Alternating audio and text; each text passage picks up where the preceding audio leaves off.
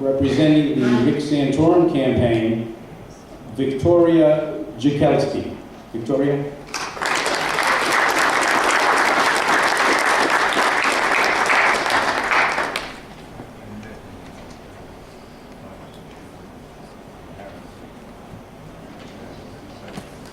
Hi there, everybody. My name is Victoria Jakelsky, and thank you so much for having me. I am the New Jersey State grassroots coordinator for Rick Santorum. I'm actually also leading the petition drive to get his name on the primary ballot in June. So if you have not yet already signed a petition, I have two circulating around the room. Please sign one. You do need to be a registered Republican in the state of New Jersey, and your address on the petition does need to line up with what you have on your voter's registration card. Also, just to clarify, I see some of you already signing it. Thank you so much. Please make sure that you sign where it says sign, print your name where it says print, and then there's a line underneath that says street address, and then another line that says your city and your zip. Those also need to be in the right places in order that all the names get certified. I want to share with you the reasons why I support Rick and feel this is a crucial time in our nation. My personal opinion is that we have no other choice but Rick Santorum. I am a social conservative. I have been active as an advocate for family values and traditional natural marriage for more than a decade. Santorum has been a strong leader on these issues and has been unwavering on his stand for these values, as clearly shown in his votes and public statements over the past 20 years. I have yet to meet one person who has taken the time to research and review the language in the legislation and has studied the voting records of all four of the candidates running that can refute the fact that Santorum is the most authentic, consistent, and social conservative in the race. Yes, I constantly hear arguments that in 2004, Santorum supported Arlene Specter. This is true, and Santorum has never wavered on his reasons why. Specter declared that he would abide and appoint the strict constitutional justices to be appointed to the Supreme Court, which he did. I firmly believe that without Specter's support, Alito, Roberts, and Thomas would most likely not be sitting on the Supreme Court. We would be absolutely defenseless to stand against the uncountable attacks Obama has made upon our religious liberties, freedom of speech, and God-given rights. When people complain that he voted to support Title X and that he supported earmarks, I ask if you were aware of the general practices of that time in politics. Anyone who has followed politics over the past 20 years understands that if a legislator did not support earmarks a decade ago, it would be clear that he or she was not representing their constituents. The monies at that time were there for our legislators, and the legislators were responsible to decide where those monies would be allocated.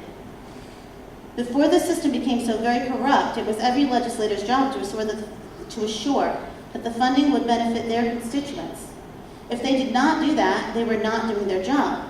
It did not used to be a bad thing for your state to receive federal funding. In fact, the National Taxpayers Union, NTU, has been rating members of Congress for 20 years. NTU is an independent, nonpartisan organization that, per its mission statement, mobilizes elected officials and general public on behalf of tax relief and reform, lower and less wasteful spending, individual liberty, and free enterprise. Steve Forbes serves on its board of electors. 50 senators served throughout 50 senators served throughout Santorum's 2 terms, 25 Republicans, 24 Democrats, and 1 Republican/independent. Santorum's GPA was 3.66 or an A-. Santorum's GPA placed him in the top 10% of senators as he ranked 5th out of 50. Across the 12 years in question, only 6 of the 50 senators got A's in more than half of the years. Santorum was one of them.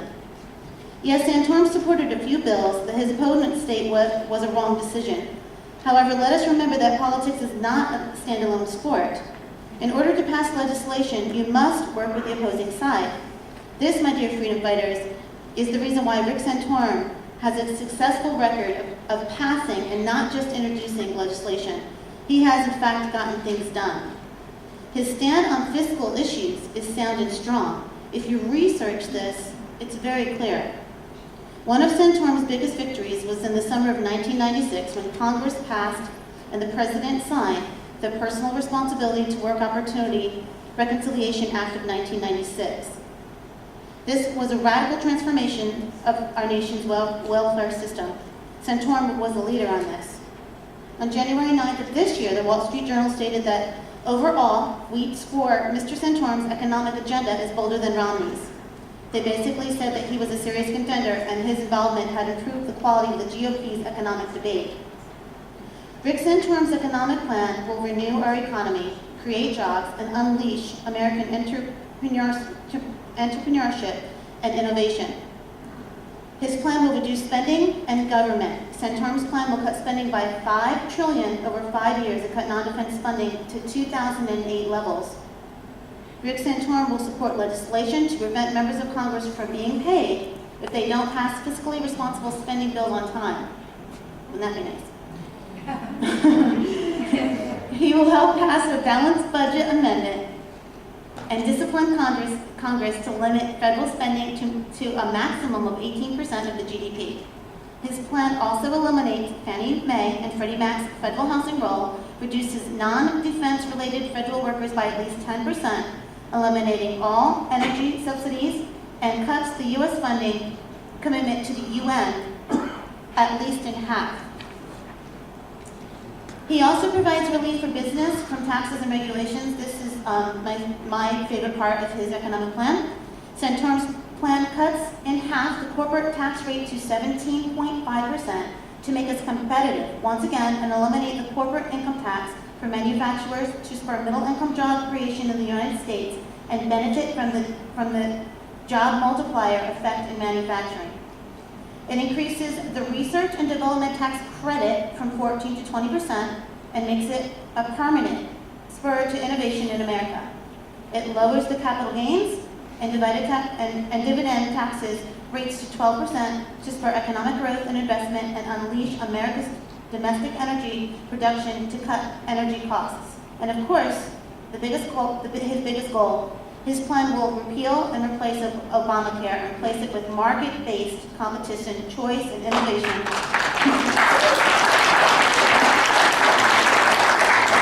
and he can do it too. And strengthen our healthcare quality and control costs. He really can do it. I have some flyers available if you would like additional information on this. There's a really good story printed on February 15th. I have a number of them. Not as many as y'all are here because I didn't anticipate this many people. Let me close with a testimony. For the past few weeks, I've been petitioning throughout the state for Rick, and I can testify that Republicans are incredibly different than Democrats. I go into ShopRite parking lots or different places, and I can just look at people and know. And sometimes you just know not only are they Republicans, but they're Rick Santorum supporters. It's amazing. And I went to, just to show you the way that the face of New Jersey is changing. About 10 years ago, Somerville and the Bridgewater area used to be, quite red. And I had gone to my ShopRite in Flemington, where I live in Hunter County. I'm in Dave Larson's district. And basically, probably 3 to 4 out of 6 people that I asked were Republicans, and all signed the petition. I went to Wegmans on 202, which is near Bridgewater. The first word out of this lady's mouth was, "I'd rather die than be a Republican." And I literally spent 20 minutes asking everybody, and not one Republican was found. So, that was 10 years ago, 10, 15 years ago, it was a Republican part of our state. So, things are changing, and we really need to make it, if we don't say something and stand up for what we believe are the founding principles of our land, they will continue to be diminished. But again, about 3 weeks ago or 2 weeks ago, I had gone to bring my car in Kappakia, and I was going to be waiting, so I asked the manager if he'd sign my petition, and he's a very strong Republican from Princeton, and he actually signed it. And then the lady who was working at the front desk had very strong opinions, and they were quite negative. So, no big deal. And then I went in this past Tuesday, and she was all excited to see me, and she said, "Your man, Rick Santorum, is doing so great, I'm amazed." And I was like, wow.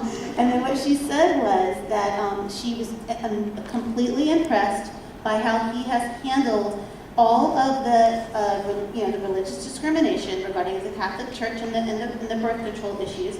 She said that This is what she basically said. She was more impressed with how he handled the attack on religious liberties and his answers regarding prenatal testing than anything else that she had seen regarding this campaign.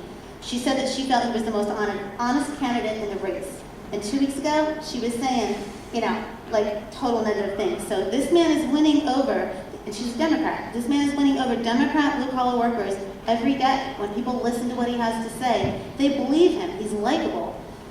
This is how Rick will win. Despite the propaganda of the media, Santorum continues to be in the lead when polling women. He really is. Like this lie about saying women don't support him, that's not true. Women do support him. He's the only candidate that will win the blue-collar Democrats. I am certain that Newt and Mitt will not. Santorum will win the purple states. Next to Florida, Pennsylvania is the largest electoral vote state in play that Obama won in 2008. To win, we need Florida, Ohio, and Pennsylvania. Santorum will win Pennsylvania. He is a courageous leader who answers the real questions and is not afraid to be honest. He stands for faith, family, and freedom. His economic plan is strong and sound. Please join my team as we support Rick Santorum. Thank you so much for your attention. I will be available with anybody to speak with me after the meeting. We have about 35 professionals on my little team right now, so we'd love to have you. And may you all continue to stand for truth, liberty, and justice. Thanks. God bless.